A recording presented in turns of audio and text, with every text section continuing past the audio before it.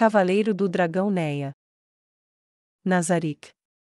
Olazir Dark ficou quieto quando Egimal se aproximou. Pai, me disseram que você queria me ver. Egimal perguntou. Sim. Olazir Dark disse em voz baixa e perturbada. Você ficou maior. Parece mais forte. Egimal se envaideceu um pouco. Obrigado, pai. Lady Aura cuidou para que eu fizesse bastante exercício. Troco por livros, então fico mais forte de corpo e mente. E você, pai? Egimal perguntou suavemente. Não, eu não fiz. Olazir Dark disse. Eu chamei você aqui para dizer que você estava certo, e eu estava errado. Eu sei o que aconteceu depois. Depois que eu morri. Você ganhou uma posição elevada, riqueza, poder, acesso ao que queria, tudo sem risco ou perigo, enquanto eu acabei primeiro como um cadáver, e depois como uma ovelha para ser tosquiada. O que você trocou com facilidade, foi tirado de mim com dor, muitas vezes, e entre esses momentos de dor, eu tive tempo para contemplação. Diga-me, meu filho, você já me achou estúpido? Olazir Dark perguntou. Egimal balançou a cabeça. Não. Você era forte, mas você entendeu como éramos mais fortes juntos. Poucos da nossa espécie entenderam isso. Você promoveu mudanças onde outros não o fariam. Eu simplesmente não me encaixava no que você entendia como força. Isso não quero dizer que pensei que você fosse um tolo. Simplesmente não queria a mesma coisa que você, e isso nos levou do jeito que nos levou. Olazir Dark suspirou. Teria sido mais fácil pedir desculpa se você tivesse ficado mais ressentido comigo, eu acho. Simplificando, fui humilhado, e se não tivesse sido tolo em rejeitar a força que veio a você através de seu aprendizado, eu poderia ter evitado tudo. Aprendi que aqueles que cederam por escolha prosperaram, enquanto eu não.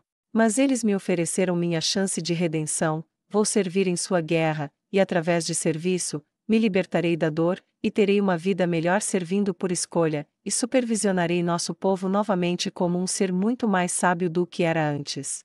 Estou feliz, pai, qualquer que seja o ressentimento que senti. Não gostei de você ser atormentado por seu erro ao desafiar o rei feiticeiro. Egimal disse. É um erro que não vou repetir. Ele disse. O que você vai fazer pela guerra? Egimal perguntou. Vou carregar uma humana chamada Neia Baraja. Você conhece ela? Ele perguntou. Sim, eu a conheci uma vez. Pai, se você olhar nos olhos dela, saberá por que a está carregando. Egimal disse suavemente. Por favor, acredite em mim quando digo isso, você não a considerará indigna de estar nas suas costas. Uma vez, o poderoso rei dragão do gelo, Olazir Dark, teria rido disso, mas ao olhar para seu filho agora, e se lembrar de seus erros do passado, e contemplar que o humano servia ao rei que o quebrou, ele se viu balançando a cabeça. Talvez você esteja certo, agora sei que é melhor não simplesmente dispensar seu conselho. Desejo-lhe boa sorte, pai, e quando você voltar, gostaria de pegar alguns dos meus livros emprestados. Egimal perguntou. Eu adoraria. Seu pai respondeu. Prarte. O tempo passava como um ladrão durante a noite, e a equipe de artesãos do couro fez o possível para estar pronta a tempo. Eles foram bem-sucedidos, mas foram necessárias 4 lojas diferentes, e a maior parte de seus suprimentos para criar o que havia sido solicitado. Para garantir, eles até pediram emprestada a ajuda de um mestre ferreiro, um anão, entre todas as coisas, que se estabelecera na cidade anos atrás, e permanecia lá desde então. Pelo que sabiam, ele era o único anão da cidade, era também o melhor que havia quando se tratava de trabalhar com metais raros como o adamantita, e foi para grande sorte deles que ele tivesse acabado de terminar um trabalho. Agora ele estava livre para trabalhar com eles, e quando entendeu o projeto, renunciou aos honorários, e ao custo dos materiais, e transformou as mãos ásperas, e marcadas por queimaduras de um mestre no funcionamento complementar de uma cela como a que o mundo nunca tinha visto antes. Para isso ele criou um sistema de estribo totalmente novo, personalizado medido à altura de Neia Baraja, e que não apenas segurava o cavaleiro pelos pés, mas se dobrava com um sistema de trava para envolver as pernas, e por meio de um par de tiras, prendia o cavaleiro na cintura. O couro usado era do melhor disponível, e era tão grande e pesado que foram necessários 4 homens para levantá-lo quando foi montado e guardado. Quando terminaram, eles explicaram seu sistema para Neia.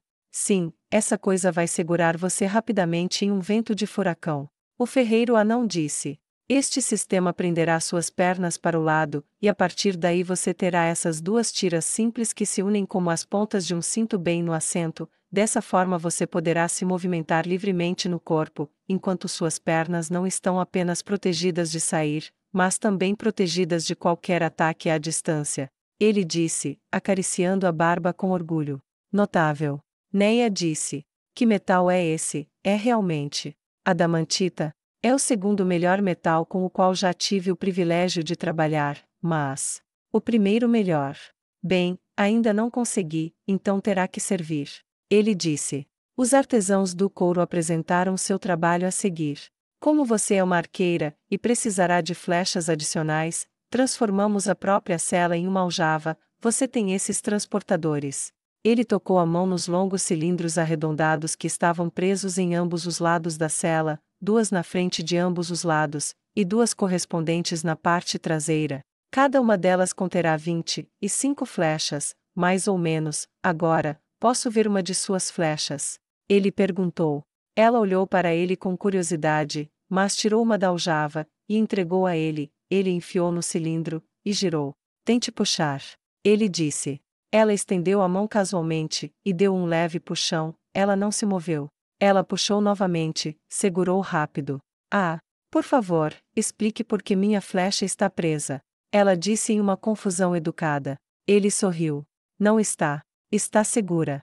Observe. Ele disse, e deu uma guinada na direção oposta. Agora retire-a.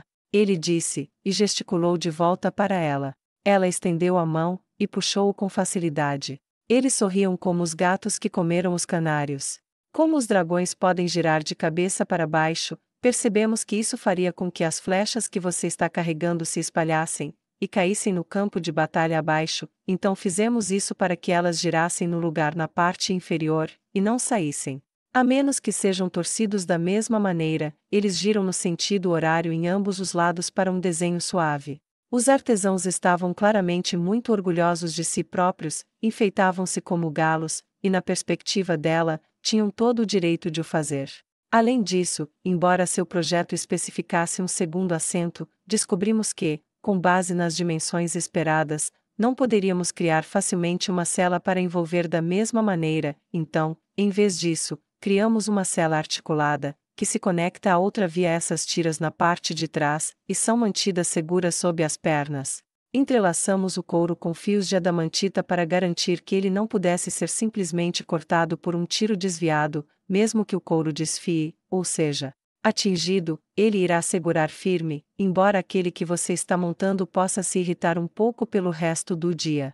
Um deles disse com um sorriso inteligente. Neia curvou-se para o grupo de 5. Senhores, vocês se superaram, não poderia estar mais orgulhosa de tê-los ao meu lado, vocês conquistaram seu lugar amanhã. Eles bateram palmas nos ombros um do outro, e ficaram muito felizes com o elogio dela quando partiram. No dia seguinte, Neia recebeu a nota que esperava, o cerco de Kazaga havia começado para valer, prisioneiros da expedição de Skana chegavam diariamente, alguns foram especialmente identificados como criminosos de guerra para serem detidos para julgamento, enquanto outros foram marcados de comum acordo, e que seria libertado sem mais inquérito, assim que a guerra terminasse. Ela terminou o último carimbo do último documento, e entregou-o a Tinamok. Você parece feliz hoje, disse Tinamok. Não é bem o que eu esperava, dadas as notícias do cerco de Kazaga. Ele disse. Ele inclinou a cabeça para o lado, e olhou para ela com curiosidade. Por que está assim? Bem, você conhece os detalhes, sim? Ela perguntou. Bem, eu participei das reuniões com você, meio que preciso, comigo cuidando de assuntos comerciais com os legalistas de Kalkan, e logística para a cidade, e tudo mais. Mas eu realmente não entendo muito de assuntos militares. O único metal que conheço vem na forma de moeda. Ele disse. Neia deixou de lado seu carimbo, e cruzou as mãos na frente dela na mesa. Como você sabe, há alguns dias o rei Astraca atacou a cidade, e ele o supera em número de 3-1. No entanto, você também sabe que nossos soldados são simplesmente melhores, ou deveria saber disso, espero. Ela disse com uma sobrancelha arqueada, e ele acenou com a cabeça. Ninguém poderia duvidar disso, ele não teria usado probabilidades de 3 para 1 se pensasse que você valia menos da metade de um de seus homens. Disse Tinamok. Cese bufou de onde estava, à direita de Neia. A justiça negra é forte. Bom, então você também sabe que ele tem, graças aos esforços de nossos guerrilheiros, e outros rebeldes, um problema de abastecimento muito grave, certo? Ela perguntou. Bem, eu não sei quanto dano foi causado em relação ao que ele tem ou precisa, mas sei que você não irá longe sem comida ou água para um exército. Disse Tinamok. Bem, o cerco termina hoje, e ele não tem suprimentos suficientes para levar seu exército de volta intacto ao Burns. Neia disse com um sorriso muito satisfeito no rosto. Tinamok olhou para ela surpreso. Exatamente como é isso? Ele perguntou. Neia sorriu. Você sabe sobre a Assembleia Geral da cidade hoje, é claro. Ela disse com naturalidade. É claro. Disse ele. Todo mundo sabe. Você descobrirá então. Ela disse com um sorriso doce e secreto. Ela não ficou desapontada com a participação. Naquela tarde, a maior parte da cidade havia sido esvaziada, e ficou fora de seus muros, enquanto Neia estava no topo entre as duas torres do portão, e olhava para o amplo terreno diante da famosa cidade de Prarte. Enquanto olhava para a multidão, ela estava orgulhosa do que ela era. A armadura negra de suas forças, com seus reveladores desenhos de correntes vermelhas emoldurando os torsos de milhares de pessoas, enchia a área. Aqueles que não eram seus soldados, ou seus sacerdotes, ou seus paladinos, vestindo seus trajes habituais, eram seu povo, bem alimentados, fortes, olhos brilhantes, e rostos brilhantes, pessoas que acreditavam ter um futuro a construir, e estavam confiantes de que poderiam construí-lo. Poucos entre eles não usavam um distintivo representando o escudo da justiça negra. Ela refletiu brevemente que quem quer que pensasse em começar a vender aqueles distintivos provavelmente já era uma pessoa muito rica. Ela sorriu. Tudo bem, se as pessoas quisessem saber a que fé elas eram afiliadas, então. Um mar de pequenos escudos pretos com uma corrente vermelha circulando, ostentava incontáveis corações na forma daqueles pequenos alfinetes. Ela olhou para longe, as pessoas estavam de frente para ela, mas ela podia ver exatamente o que esperava, ao longe, uma figura voadora vindo em sua direção. Povo de Prarte, nossa família em Kazaga está em risco. Eles estão sitiados por um rei usurpador imundo, uma figura da opressão sulista, uma figura que não veio em nosso auxílio, mas nos abandonou a todos para morrer, agora busca nos governar. Murmúrios sombrios e resmungos saudaram as suas palavras. O sul não era popular no norte, as feridas da guerra eram profundas, o comportamento explorador do seu vizinho do sul foi a força motriz por detrás da missão comercial, para relançar a atividade econômica no norte, e permitir-lhes competir e reconstruir. Os nobres do sul compraram terras ou enviaram parentes inescrupulosos para o norte para enriquecerem à distância, sem contribuir para a reconstrução de qualquer forma significativa. Os padres tinham sido, muitas vezes, repugnantemente cúmplices disto, e todos sabiam disso, especialmente em Prarte, onde tinha sido o mais evidente e mais corrupto. Vamos deixar um rei abandonador nos governar? Vamos defender isso? Deixaremos nossa família em Kazaga para lutar sozinhas? Ela gritou, coros de não foram salpicados por toda a multidão. Não, nós não vamos. Ela gritou. Veremos Calca, a rainha que morreu por nós. Sentada novamente no trono, onde ela pertence. Ela que morreu por nós, vive novamente para nós, e ela está ao lado do monarca que nos salvou. O monarca que esmagou o imperador demônio Jaldabalta está vindo em nosso auxílio. Mas nós devemos agir também. O que é justiça senão ação? O que é irmandade senão a disposição de emprestar nossa força para apoiar uns aos outros? E nossos inimigos? Vieram para o norte para nos sitiar. O abandonador rei Astraca mata seu próprio povo para assumir um trono que não é dele por direito. Portanto, devo deixá-los por enquanto, mas não vou demorar, não vou demorar muito. Ela viu pelo canto do olho abaixo os homens que levantavam o grande caixote que segurava a sela do dragão, já com as aljavas cheias de flechas, saindo do portão, e descendo a estrada que dividia a multidão. Eles atraíram olhares curiosos, mas quando ela prendeu a atenção deles, ela percebeu que estava quase na hora. Mas não irei sozinha. Vou com um aliado poderoso, alguém que garantirá a vitória sobre nossos inimigos, não importa quantos eles sejam. Ela gritou, puxou o arco, e apontou para trás da multidão. Não que ela precisasse fazer isso, a fera estava descendo, prateada como a neve, e o gelo, mortal, e perigosa de se ver. Sua coloração gelada era marcada por apenas uma distinção: em suas asas superior e inferior, estava pintado o estandarte do rei feiticeiro. Olazir Dark Aililial pousou atrás da multidão, e soltou um rugido para sacudir as montanhas. O povo viu o poderoso dragão pousar atrás deles, suas asas dobradas voltadas para eles, mostrando a bandeira de seu herói, e seu Deus para todos com olhos para ver isto. A equipe de 4 homens foi rápida em desempacotar a cela, e para espanto eterno, a multidão viu o outrora poderoso rei da criação, o dragão, inclinar a cabeça, e permitir, entre todas as coisas, que uma cela fosse montada na base do pescoço. Por humanos que não chegavam nem a 1/4 do joelho, mesmo que estivessem de pé. Quando terminou, Neia sacou seu arco, e disparou uma flecha presa a uma corda. Esta flecha voou reta, e certeira ao longo do centro da estrada, onde César se moveu, e a pegou. Ela esticou a corda, e Neia prendeu a corda. Sua extremidade com um gancho no laço que segurava a bandeira da cidade, e ela agarrou uma tira de corda, e amarrou-a, depois saltou das ameias, e deslizou pela corda até o centro, onde César largou a corda, permitindo que Neia caísse no chão, rolasse para frente, e saltasse atrás da multidão que girava, e assistia com choque a uma lenda informação. Se vocês defenderem uns aos outros aqui, eu defenderei todos nós lá. Ela gritou, com os braços bem abertos, a voz evangelista vibrando no sangue deles. Quem protege Prarte? Ela gritou. Eu protejo Prarte. Milhares de vozes responderam. Quem defende as muralhas? Ela gritou novamente. Eu defendo as muralhas. Foi gritado de volta, com 1000 vozes transformando-se em uma que superou o rugido de um dragão. Então deixo a cidade em suas mãos. Não fale comigo. Não fale com o rei feiticeiro. Não fale com a rainha Calca. E acima de tudo, não fale com aqueles que estão ao seu lado, ou atrás de você.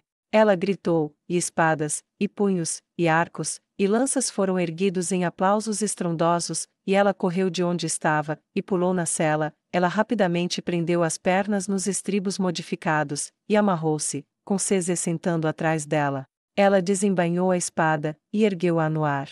Voar!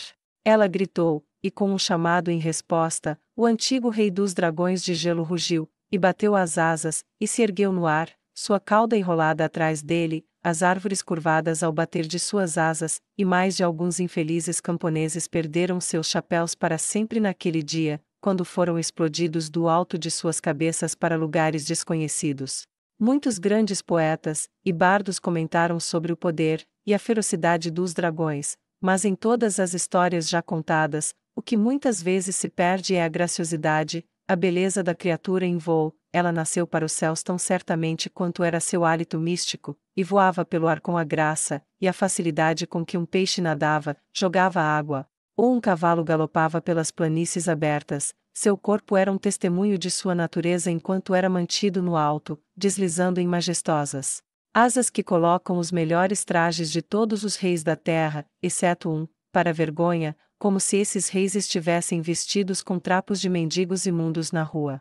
Suas escamas brilhavam ao sol como pétalas de flores, sua espessura tão invencível quanto uma armadura forjada por um ferreiro lendário. Esta era a montaria da Papa Guerreira, serva do último deus remanescente, e a visão ficou gravada para sempre nas memórias de milhares de pessoas. Porém, entre essas multidões que tomaram a cena como uma memória, para fazer dela uma história para contar aos filhos e netos que ainda não tinham, estavam alguns artistas talentosos, um dos quais se tornou especialmente conhecido quando no posto Anos de Guerra, quando fez a famosa pintura Santa Neia, e o dragão, que a representava com uma expressão alegre no rosto, gloriosa na sua juventude, intenção mortal nos olhos, digna na sua armadura lendária, arco magnífico, aquele dom do próprio rei. Feiticeiro preso em suas costas, e segurando uma espada de comando enquanto ela montava em um dragão, e o transformava em uma montaria leal, enquanto atrás dela Sezecal lhe assegurava sua arma misteriosa em uma posição pronta.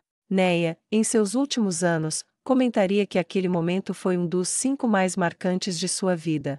Mas neste momento, enquanto ela estava inebriante pela emoção de sua habilidade evangélica, e inebriante pela emoção de subir ao céu como um pássaro, Olazir Dark Aililial a levou pelo céu, cada vez mais perto da cidade de Kazaga. Viajar pelos céus foi relativamente rápido, e em poucas horas elas alcançaram seu objetivo, chegando bem atrás das linhas. Do ar as pessoas abaixo eram como formigas, mas eram formigas lutando uma guerra.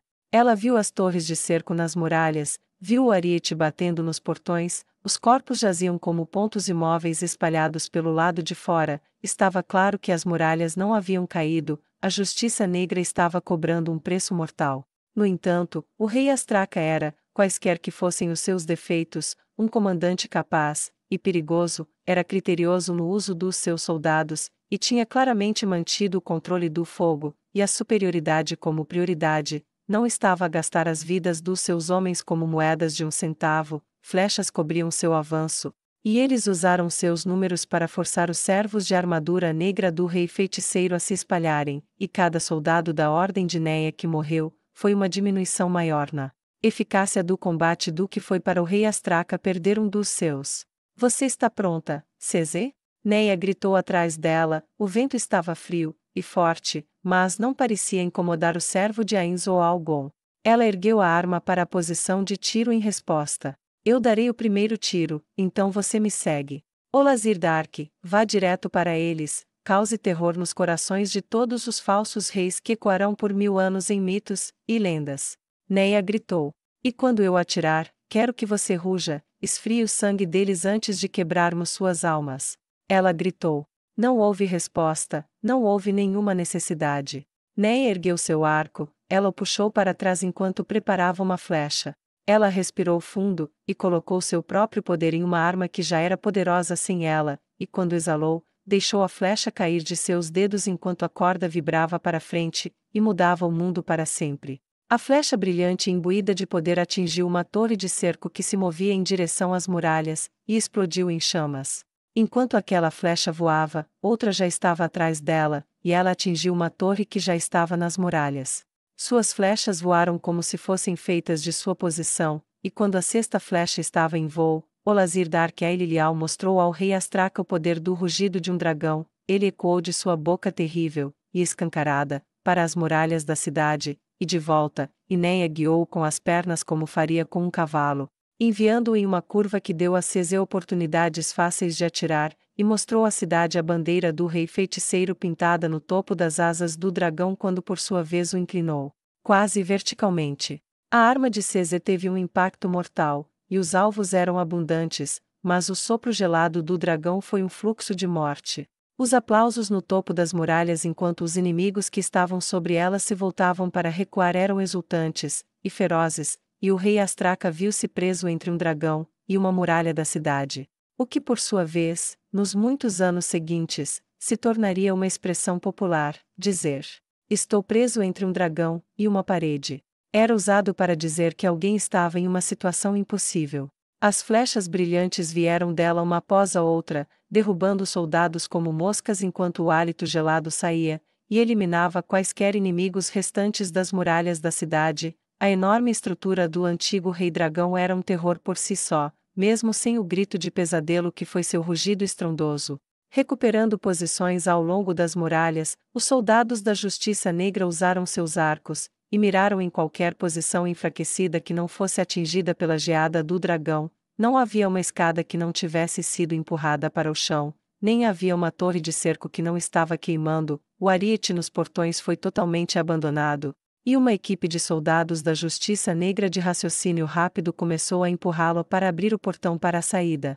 Os soldados abandonaram as muralhas em massa, e saíram correndo depois que o primeiro grupo tomou a iniciativa. Os legalistas de Astraca fugiam aterrorizados em todas as direções. A vitória inevitável, e o controle constante do rei competente se transformaram em um espectro caótico de morte e caos. No alto o moral dos lutadores da Justiça Negra, e sua armadura leve e poderosa voltada contra inimigos desorganizados que estavam fazendo desesperadamente uma dúzia de coisas diferentes, era como um martelo balançado contra um ovo apoiado em uma bigorna. Esmagado, essa era a única palavra para descrevê-lo. alguns arqueiros resistentes tentaram atirar no dragão de gelo quando ele voou baixo no campo de batalha, e atacou os homens com sua cauda, ou levou um cavalo inteiro, e um cavaleiro em sua boca para esmagar, e caíam. Mas suas flechas de aço não eram resistentes o suficiente para penetrar a espessa armadura natural do poderoso Olazir Dark. O brilho do sol sobre a batalha virou massacre, e a armadura de aço brilhante do rei abandonador os transformou em alvos fáceis, enquanto a armadura também era igualmente inútil contra o arco mágico da papa guerreira. Seus olhos mortais decidiam quem viveria, e quem morreria, o árbitro da morte nas costas de um dragão, e o movimento gracioso e fluido da aljava para se curvar movida com a precisão da máquina obtida pela longa prática. Explosões de chamas e camadas de gelo varreram o campo, e Olazir Dark teve bom senso suficiente para tomar cuidado para evitar áreas onde os lutadores vestidos de preto se aglomeraram em massa para derrubar uma formação de resistência obstinada por conta própria. Neia procurou o estandarte do rei abandonador, e enquanto os números fugiam aterrorizados, ela o avistou, tombou no chão, e apertou as pernas contra as laterais de sua montaria. Terra! Ela gritou, e o antigo rei sob a montanha obedeceu, descendo suavemente até o chão em círculos lentos e constantes. Quando os pés dele tocaram graciosamente o chão, ela deu um tapinha no pescoço dele enquanto se desamarrava e desmontava. Ela se aproximou da frente onde estava a cabeça dele, e ergueu as mãos. Ele abaixou seu rosto enorme perto dela, e ela estendeu a mão e tocou-lhe no nariz.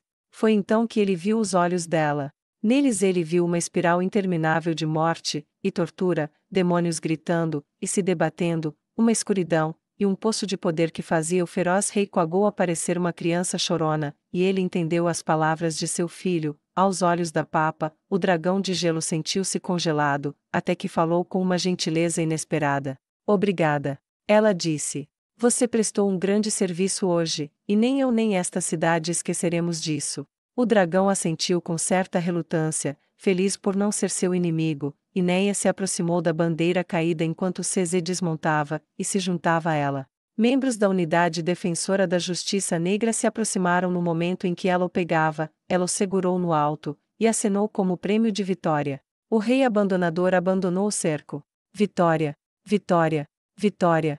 Ela gritou, e jogou a bandeira no chão novamente para que todos vissem. Gritos entusiasmados ecoaram dos sobreviventes. A limpeza foi rápida depois disso, com os soldados da Justiça Negra cuidando dos feridos de ambos os lados, garantindo a rendição daqueles que não podiam fugir, e não tinham mais vontade de lutar. O campo de batalha estava uma bagunça, as máquinas de cerco ainda queimavam, e alguns feridos desesperados ainda tentaram fugir da batalha que se transformou em massacre, apenas para descobrir que o único lugar para onde poderiam ir era para o cativeiro ou para a morte. Ao redor do campo, feridos desesperados ainda gritavam de dor, e clamavam melancolicamente para que suas mães viessem ajudá-los. Apesar da emoção da vitória, o lado negro da guerra, o lado lamentável, imundo e horrível da perda, e da dor, e dos feridos chorosos que nunca conheceriam um momento de paz pelo resto de seus dias, mesmo que vivessem mais um dia, cercando todos eles. O comandante da defesa da cidade aproximou-se, e dobrou o joelho diante da sua papa. Levante-se, cara, eu não sou nosso Deus. Ela disse com uma risada, e deu um tapinha no ombro dele. Obrigado, Papa Neia. Ele disse. Você nos salvou hoje. Se não tivesse aparecido, eu teria imaginado que estaríamos de volta ao centro da cidade em algumas horas, no máximo. Neia assentiu. Seus homens fizeram bem em resistir como você fez, mas ainda temos mais a fazer. Presumo que você já despachou cavaleiros para cuidar da perseguição de quaisquer sobreviventes. Ela perguntou. Ele assentiu. Assim que vi a rota, sinalizei uma perseguição. Cada homem e mulher com um cavalo morto-vivo está perseguindo os sobreviventes. Você trabalha rápido. Ela disse. Minha justiça está em ação. Ele disse simplesmente, e estendeu a mão. Neia pegou, e apertou com firmeza. Foi uma boa pegada. Sua montaria. Como você é? Onde você é? Ele começou quando realmente começou a perceber o que acabará de acontecer. O nome dele é Olazir Dark, e ele é um servo do rei feiticeiro. Neia disse, dando um passo para o lado, e apontando para sua montaria. Olazir Dark inclinou a cabeça educadamente. Você nos salvou hoje. O comandante disse. Eu sou o comandante Azamoth, e se algum dia eu puder retribuir o favor a você, nobre dragão, então eu o retribuirei. Eu gostaria de uma pequena coisa. Ele disse. Diga. O comandante respondeu. Você tem algum livro que eu possa levar comigo quando for embora? Olazir Dark perguntou educadamente. Em algum lugar na estrada longe de Kazaga. Astraca correu como um coelho. Um dragão. Eles trouxeram um dragão 3 vezes amaldiçoado pelos deuses para Kazaga. Seu exército estava em frangalhos, milhares de homens gastos, tudo em vão. Ele deixou de lado sua bandeira, e tudo que pudesse identificá-lo como rei, e fugiu como um camponês. Ele conseguiu confiscar um cavalo, e conseguiu chegar à frente da maioria de seus homens, mas não havia como evitar isso. Foi uma derrota verdadeira e completa para o rei marcial. Alguém estava montando a maldita coisa, ele tinha visto as flechas voando dela, e aqueles flashes estranhos da outra pessoa atrás da pessoa que controlava a besta. Não foi difícil de descobrir. Seus relatórios de inteligência lhe contaram sobre a estranha arma empunhada pela donzela demoníaca de Ainzo Algon, e a maneira como cabeças explodiam quando ela desejava. Ela sempre esteve perto de uma pessoa. Neia Baraja. Astraca praguejou, e xingou como um marinheiro que teve permissão para ir à costa durante o dia de desconto nos bordéis. Seu rosto estava contorcido de fúria, e seu corpo coberto de suor de medo puro. Ele esteve tão perto, e para ter tudo arrebatado poucas horas antes da vitória, não queimado até as cinzas, mas congelado até a morte em uma geada de inverno. Ele não tinha nada que pudesse derrotar aquela coisa. Pelo menos não em Kazaga. Oburns. Eu tenho que voltar para Oburns. Ele disse para si mesmo enquanto cavalgava como se fosse perseguido por demônios, e pelos relatórios de inteligência sobre o olhar aterrorizante da Papa Guerreira da Justiça Negra, ele poderia muito bem estar sendo. Nazarick. Sala de música do Neuronist. Chega, chega, oh, por favor, não no 8. Philip chorou, e gritou enquanto Vanessa tocava uma sinfonia na carne de Philip. Silenciosamente ela cantarolava enquanto seus gritos eram afinados pelos instrumentos de dor para recriar um facsímile da Nona Sinfonia de Beethoven, que Demiurgo a apresentou. Ela agora sabia exatamente como deslizar a garra sobre qual parte do corpo dele para criar o tipo certo de grito. Cantessa estava satisfeita horas atrás, mas Vanessa não. Finalmente as cordas vocais de Philip cederam, bem no crescendo.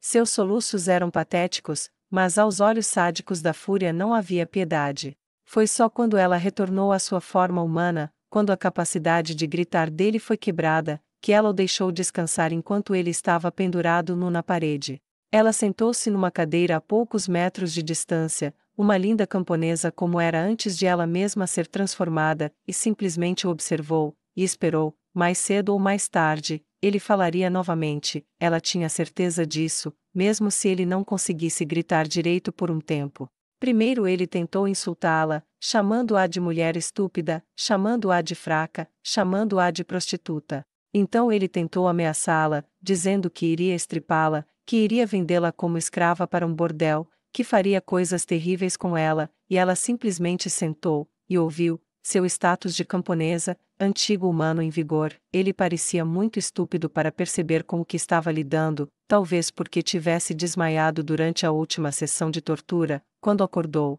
e viu a menina camponesa, pensou que sua transformação anterior era um sonho. Um idiota incompetente do mais alto grau, ela considerou. Agora, sentada ali, ela se perguntava o que ele diria em seguida. Eu posso oferecer o que você quiser. Ele disse desesperadamente. Eu sou um rei, você sabe, um nobre, poderíamos fazer um acordo, eu poderia me casar com você, deixar você se tornar uma rainha se me tirar daqui, ou eu poderia torná-la rica. Você tem ideia de quanto custa o resgate de um rei? Sou tão importante para Restize que eles pagariam uma montanha de ouro para me ter de volta. Ele disse com sua voz quebrada e desesperada. Suborno então. Vanessa bufou, patético. Vamos, tem que haver alguma coisa. Tenho certeza de que tenho um acordo a oferecer. Poucos camponeses têm a oportunidade de fazer acordos com reis. Ele disse insinuantemente. Seus olhos passaram de diversão desinteressada para arregalados e atentos. Diga isso de novo. Ela disse suavemente. Diga o que é de novo? Ele perguntou confuso. O que você acabou de dizer? Ela repetiu. A última coisa. Poucos camponeses têm a oportunidade de fazer acordos com reis. Ele disse, a confusão substituindo momentaneamente seu medo enquanto ela o fazia repetir para ela. Lá estava. Ela ouviu a voz. O punho se erguendo no escuro, o luar entrando pela janela da carruagem iluminando o rosto barbudo, bonito e furioso, a sensação de seu impacto, a lembrança de cair na escuridão, as palavras, os atos. O chicote. A dor. Sua carne desfiada, farrapos em suas costas pendurados como tiras de couro cortado, gravando em seu próprio peito uma mensagem final para seu senhor, mordendo sua própria língua, deitada, a sensação de seu próprio sangue sufocando-a até a morte enquanto ela escapulia, suas palavras finais de vitória fiel sobre ela, o nobre que a humilhou, torturou e abusou com suas perguntas constantes que ela não responderia, não importa o que acontecesse. Ela se lembrou dele tentando suborná-la, e como ele a machucou. As asas saltaram de seu corpo, e sua forma de fúria irrompeu quando ela fechou a distância entre ela e Philip. Suas presas desceram sobre os lábios dele como se ela fosse beijá-lo, mas isso não foi um beijo, pelo menos não que qualquer amante jamais desejaria, pois suas presas perfuraram seus lábios superiores e inferiores enquanto suas garras rasgavam profundamente sua carne em um aperto que um nobre mesquinho e mimado nunca poderia esperar quebrar, e na mordida em sua carne, ele encontrou o poder de gritar, mas não a capacidade de soltá-lo, pois os lábios dele foram fechados à força pelo poder da mordida dela, e então ela puxou o rosto para trás, arrancando os lábios dele do corpo, e cuspindo-os como pequenos caroços no chão, como se para puni-lo, por usar as palavras de seu algoz e agressor, e ela soltou um grito próprio, uma série louca e aterrorizante de gritos que inundou a masmorra como um dilúvio enquanto todas as suas memórias voltavam à tona. Quando ele perdeu a consciência novamente, ela voltou à sua forma humana simples, o silêncio tomou conta dela enquanto seus olhos ficavam claros e cruéis, e ela foi contar ao seu rei o que ela agora sabia. Com qualquer outro governante, ela teria se perguntado o quanto isso importaria, mas para este, ela tinha certeza absoluta, sem sombra de dúvida. Haveria dor por dor, e sangue por sangue, e esse pensamento a fez sorrir enquanto ela caminhava saltitante pelo corredor, até a sala do trono, cantarolando a nona sinfonia de Beethoven enquanto caminhava.